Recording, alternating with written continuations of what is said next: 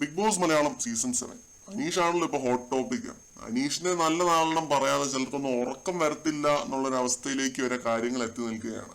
അനീഷിനെ ഡീഗ്രേഡ് ചെയ്ത് 10-15 മിനിറ്റിന്റെ വീഡിയോ ഒക്കെ വെച്ചിട്ടില്ലെങ്കിൽ ഉറക്കം വരില്ല എന്നുള്ള ലെവലിലേക്ക് എത്തിയിരിക്കുകയാണ്. ഞാൻ ഒരുപാട് അഡ്മയർ ചെയ്തിരുന്ന ഒരാളാണ് ഈ പറയുന്ന ഈ ഒരു മനുഷ്യൻ.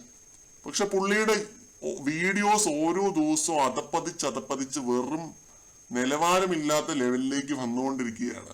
അട്ടർ ഫേക്ക് ആണെന്നും കള്ളനാണെന്നും ഉടായ്പനാണെന്നും ഒക്കെ പറഞ്ഞിങ്ങനെ അത് തന്നെ പറഞ്ഞ് സ്ഥാപിക്കാനായിട്ട് ലൂപ്പിൽ പെട്ട പോലെ അങ്ങ് കറങ്ങിക്കൊണ്ടിരിക്കുകയാണ്. പെടാപ്പാട് വിടുകയാണെന്ന് വേണമെങ്കിൽ പറയാം. കാരണം അനീഷിന് നല്ല ഡോസ് കിട്ടുമെന്ന് ഈ പറയുന്ന പുള്ളി പ്രതീക്ഷിച്ചു. നല്ല ഡോസ് കിട്ടുമെന്ന് പ്രതീക്ഷിച്ചു ലാലേട്ടന്റെ കയ്യിൽ നിന്ന്. പക്ഷെ പ്രതീക്ഷയ്ക്കൊത്ത വിധം അങ്ങ് ലാലേട്ടൻ കൊടുത്തുമില്ല. എന്നാൽ പ്രിയപ്പെട്ട ഷാനവാസിന് ഒരുപാട് ഡോസ് കൊടുക്കുകയും ചെയ്തു. ഞാൻ ആരെ പറ്റിയാണ് പറയുന്നത് എന്നുള്ള ഞാൻ പേരെടുത്തൊന്നും പറയുന്നില്ല, നിങ്ങൾക്ക് മനസ്സിലായിട്ടുണ്ടാവും.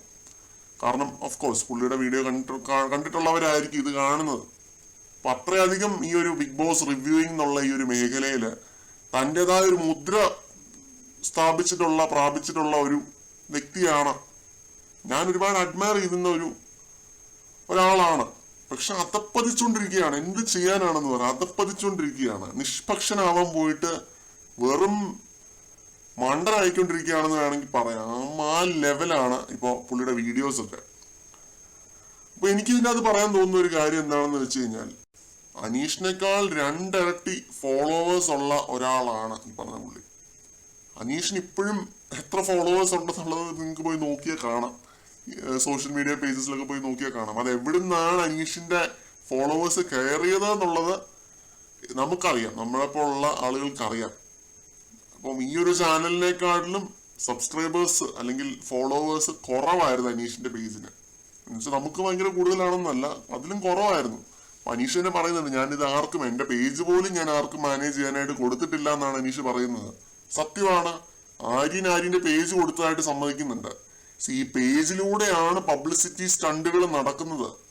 പബ്ലിക് റിലേഷൻസ് പേജിലൂടെയാണ് നടക്കുന്നത്. ഓരോ ക്ലിപ്പുകളും കാര്യങ്ങളും ഒക്കെ വെച്ചിട്ട് BGM കയറ്റി എഡിറ്റ് ചെയ്ത് വിടുന്നെന്ന് പറയുന്നില്ല, അത് അവിടെ നിന്നാണ് നടക്കുന്നത്. പേജ് വഴിയാണ് സംഭവങ്ങളെല്ലാം നടക്കുന്നത്.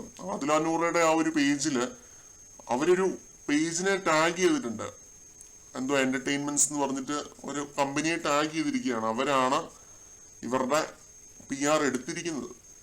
അപ്പൊ ഇതൊക്കെയാണ് ഈ സീസണിൽ നടക്കുന്നത്. ഈ സീസണിലെന്നല്ല, ബിഗ് ബോസിൽ നടക്കുന്നത് പൊതുവെ ഇത് തന്നെയാണ്.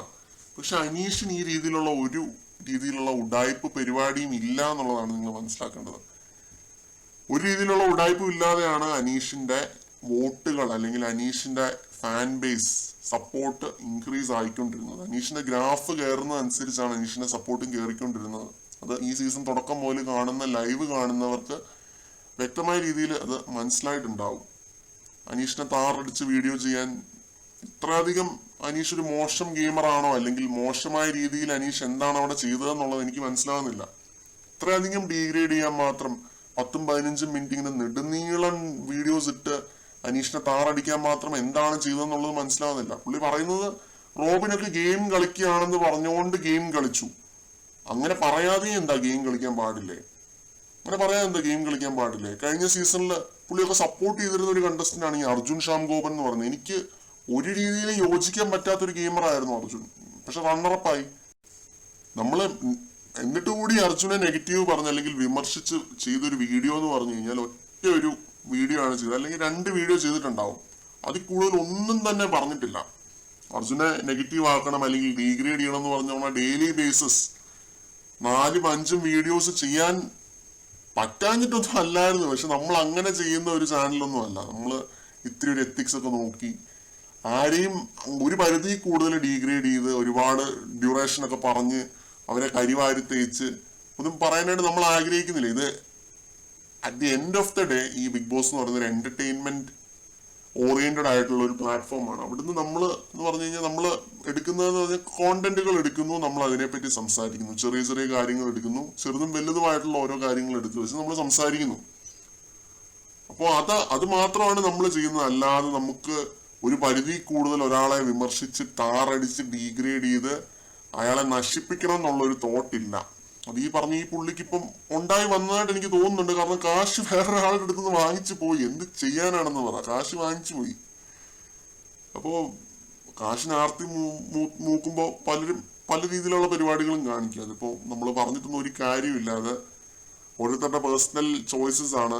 ഒരു പരിധിയിലേറെ വളർച്ച വരുമ്പോ നമ്മൾ ആ രീതിയിലൊക്കെ ആയി പോകുന്നതായിരിക്കാം മേ ബി.